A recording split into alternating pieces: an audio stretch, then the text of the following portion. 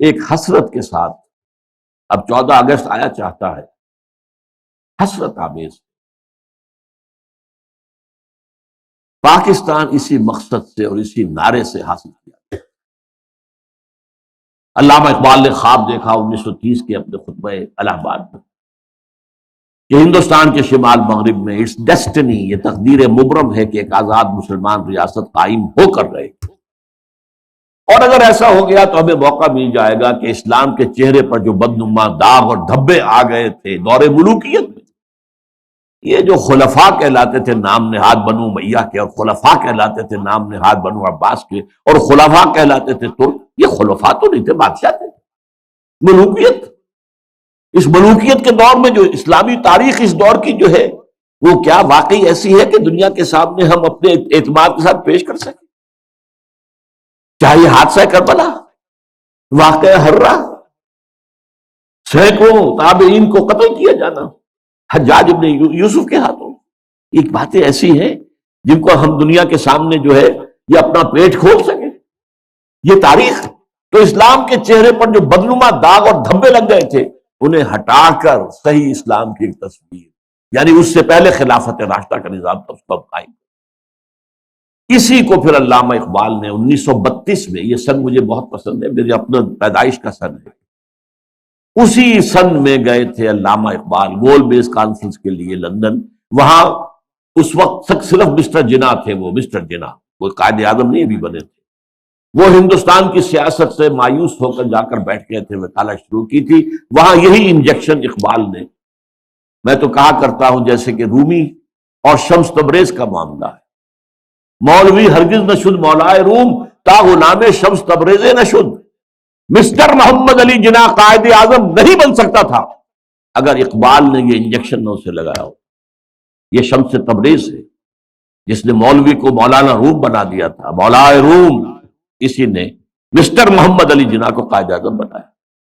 چنانچہ پھر وہ واپس آئے ہیں، پھر وہ مسلم لیگ کے تاحیات صدر بنائے گئے، پھر انہوں نے 10 برس تک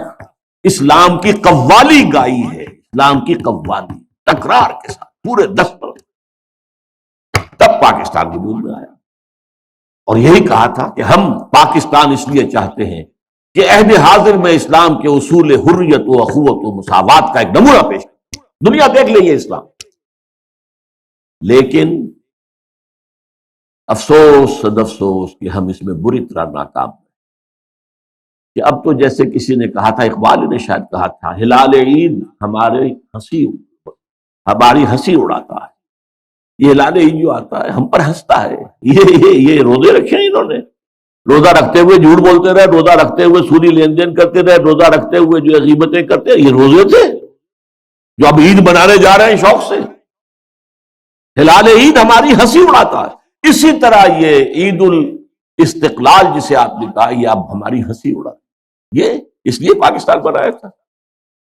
یہ وہ پاکستان جس کا خواب اقبال نے دیکھا تھا اور جناح نے دکھایا تھا خواب۔ تو واقعہ یہ ہے کہ ہم اس میں بری طریقے سے ناکام ہو چکے، چنانچہ تلخ ترین بات ہے یہ اپنا جواز کھو چکا، اور اب اس کا وجود اور اس کا بقا تک بھی نہایت مخدوش۔